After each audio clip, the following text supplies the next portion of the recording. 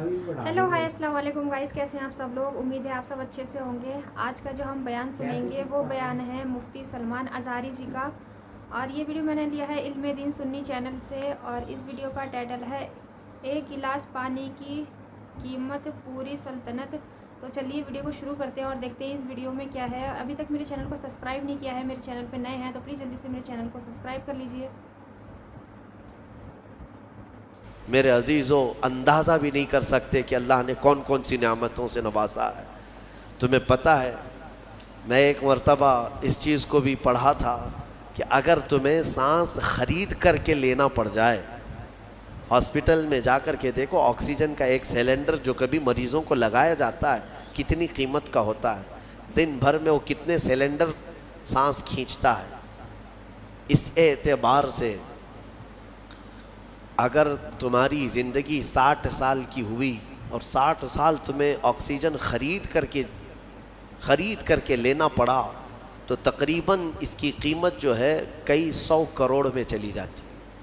एक अंदाज़े के मुताबिक 50 से 60 करोड़ का ऑक्सीजन तुम्हें लग जाता है। तो क्या ये हर आदमी कैपेबल है अपनी सांसों को पैसे से ख़रीद सकेगा? और रब्ब ज़ुल जलाल ने तुम्हारे लिए इतनी आसानियाँ की हैं कि सांस ऐसा नहीं है कि फ़लाँ शहर में मिलती है जा कर के लाएं और फिर खींचें। तुम जहाँ हो तुम्हारी नाक के करीब हवाएं किया है।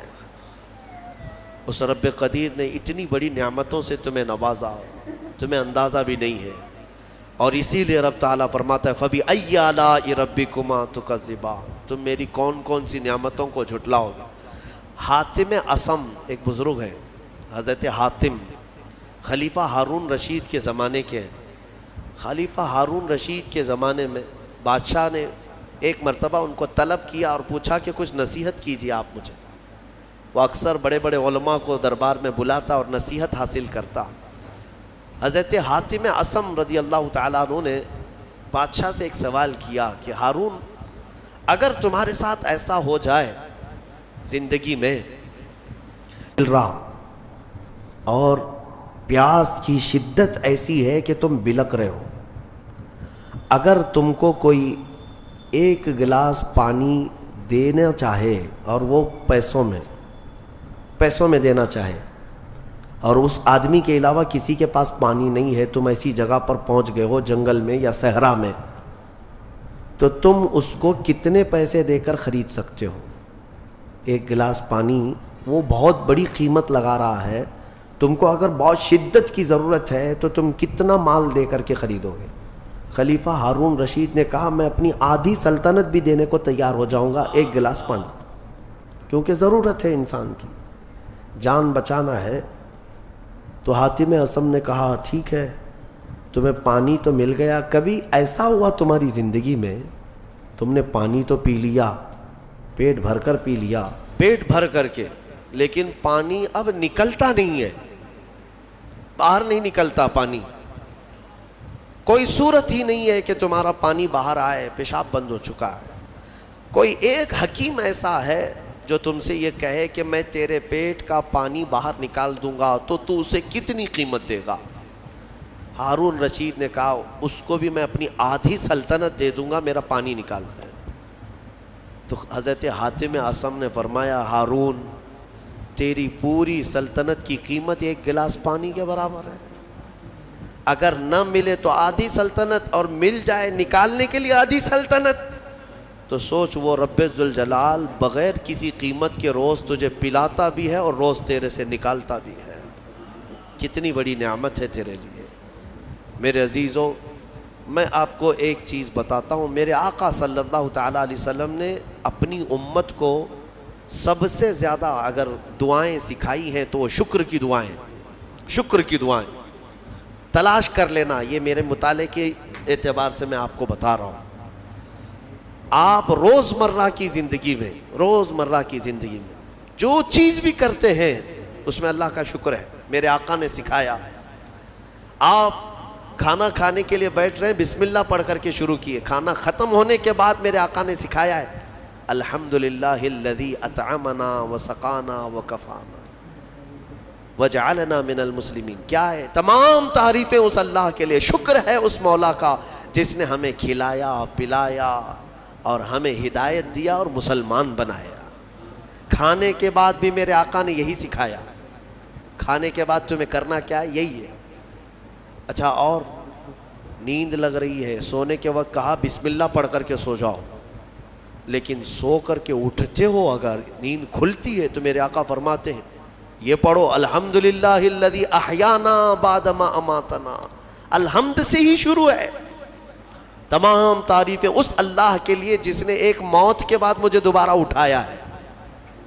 آپ کیا سمجھتے ہیں؟ نیند جو ہے موت کی بہن ہے. اگر کوئی سویا مولا چاہے تو اس کی آخری نیند ہو سکتی ہے. بہت سارے ایسے ہیں جو سوئے اور پھر اٹھ ہی نہیں سکے.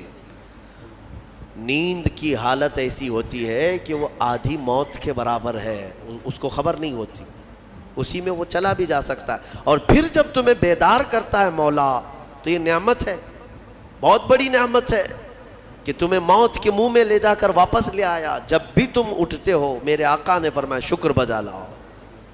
شکر ہے اس اللہ کا، تمام تعریفیں اس اللہ کی. بعد ما اماتنا احیانا بعد ما اماتنا، ہمیں موت دینے کے بعد دوبارہ اٹھایا ہے. اس اللہ کا شکر ہے. سو کے اٹھو تو الحمدللہ. اتنا ہی نہیں میرے عزیزوں، میرے آقا صلی اللہ تعالیٰ علیہ وسلم فرماتے ہیں کپڑا اگر پہن لیا تو بھی پڑھو الحمدللہ الذی کسانی ھذا. تمام تعریفیں اس اللہ کے لیے جس نے مجھے یہ جوڑا پہنایا. ہاں، ورنہ اگر مولا تعالیٰ نہ چاہے تو کسی جسم پر کپڑا بھی نہیں آئے گا.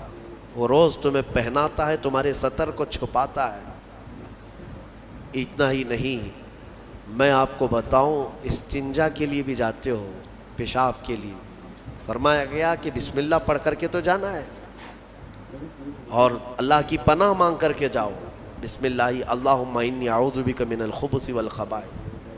لیکن جب تم استنجا کر کے باہر آتے ہو تو حضور نے فرمایا پھر یہ کہو الحمدللہ الذی اذھب عنی الاذى وعافانی. وہاں بھی شکر ہے. کس بات کا شکر ہے؟ تمام تعریفیں اس اللہ کی، اس کا شکر ہے جس نے اذیت دینے والی، تکلیف دینے والی چیز کو میرے جسم سے دور کیا. تمہیں اندازہ ہے زہر ہے یہ جو اندر استنجا جمع ہو جائے. آسانی سے آج پیشاب کر لیتے ہو، آسانی سے آج تم حاجت کر لیتے ہو، پخانہ ہو جاتا ہے، تو اس کو یوں مت سمجھ لینا کہ تمہارا کمال ہے. یہ رب تعالیٰ کی ہزار نعمتوں میں سے ایک نعمت. اگر پیشاب تمہارا رک گیا، کڈنی کام کرنا چھوڑ دیتی ہے. آج جاؤ ہاسپٹلوں میں دیکھو ڈائلیسس کی مشینوں پر کتنے مریض سوئے ہوئے ہیں. تمہیں پتہ ہے پیشاب اگر نہیں نکلتا تو آج کے زمانے میں نیا ایک علاج ہے. ڈاکٹرز کیا کرتے ہیں کہ پانی جو ہے یہ پیشاب پورا خون میں مل جاتا ہے اور زہر بنتا ہے جسم میں. اگر ایک دن پیشاب نہیں ہوا تو پانی تمہارا جسم میں بھر جائے گا. اسی کو کریٹینن کا لیول بڑھنا کہتے ہیں. زہر بھر جاتا ہے. اب اس کو نکالے کیسے؟ باہر آتا نہیں. ڈاکٹر اس کے لیے ڈائلیسس کی مشین اس کو لٹاتے ہیں. کیا کرتے ہیں؟ بڑی موٹی موٹی 2 سوئیاں یہاں حلق میں ڈالتے ہیں گردن کے پاس، یا پھر ہاتھ سے ایک پائپ جسم کا پورا خون نکالتا ہے اور مشین میں ڈالتا ہے، اور مشین فلٹر کرتی ہے. دوسرے پائپ سے فلٹر کیا ہوا خون اندر جاتا ہے اور جو پانی ہے وہ مشین نکال کر کے باہر ایک ڈبے میں پھینکتی رہتی ہے. میرے عزیزو، میں نے اپنی آنکھوں سے دیکھا ہے ایک بار ڈائلیسس کرنے کے لیے 4 گھنٹے لگتے. 4 گھنٹے لگتے. اور کئی مریض ایسے ہیں جن کو ہفتے میں 3 مرتبہ یہ کرنا پڑتا ہے، اور ڈاکٹر ان کو 1 بوتل پانی دیتا ہے. لمیٹڈ پانی پینا، پورے 2 دن میں 1 لیٹر سے زیادہ پانی مت پیو. اللہ، چاہ کر کے وہ پانی نہیں پی پاتے. چمچ سے پانی پیتے ہیں، ڈھکن سے پانی پیتے ہیں کہ زیادہ ہو گیا تو جسم میں نکلنے کی جگہ نہیں ہے. خیر، یہ تو ڈاکٹرز نے پیشاب نکالنے کے طریقے تو اپنا لیے میرے عزیزوں، لیکن اگر پخانہ نہیں نکلا تو اب تک اس کے علاجات بھی نہیں ملتے۔ کھا لیا آپ نے، اگر یہ غلاظت نہیں نکل پائی تمہارے اندر تو پورے جسم میں یہ زہر بن کر کے پھیل جائے گا، موت کا سبب بن جاتا ہے۔ جب ہم بیت الخلاء میں جاتے ہیں اور پیشاب پاخانہ کر کے نکلتے ہیں تو تمہیں کیا لگتا ہے میرے عزیزو؟ یہ اللہ کی ہزارہ نعمتوں میں سے ایک نعمت ہے کہ اذیت دینے والی چیز کو اس نے ہمارے جسم سے ہٹایا ہے۔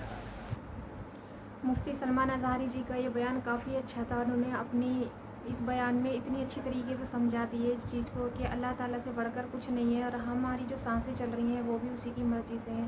اگر وہ سانسیں روک دے تو ہم کچھ بھی نہیں ہیں، تو ہر وقت اس کا شکر ادا کرنا چاہیے ہمیں، چاہے کسی بھی حال میں ہمارے پاس جو بھی ہے جیسا بھی ہے، ہمیں ہر وقت اس کا شکر ادا کرنا چاہیے اور اس سے محبت کرنا چاہیے، اس کا ذکر کرتے رہنا چاہیے۔ اور ایک دن تو جانا ہی ہے تو کیوں نہ اسی کا ہی نام لیں ہر وقت جہاں ہمیں واپس لوٹ کے جانا ہے۔ تو ویسے ویڈیو کافی اچھی تھی، اور ان کی مفتی سلمان اظہری جی کی ویڈیو بہت اچھی ہوتی ہیں، ان کی ویڈیو میں بہت کچھ سیکھنے کو ملتا ہے، بہت اچھی لگتی ہے ان کی ویڈیو۔ اگر آپ کو میری ویڈیو پسند آئی ہو تو پلیز میرے چینل کو سبسکرائب کریں، میری ویڈیو کو اینڈ تک ضرور دیکھیں۔ چلیے پھر ملتے ہیں اگلی ویڈیو میں، تب تک کے لیے اللہ حافظ۔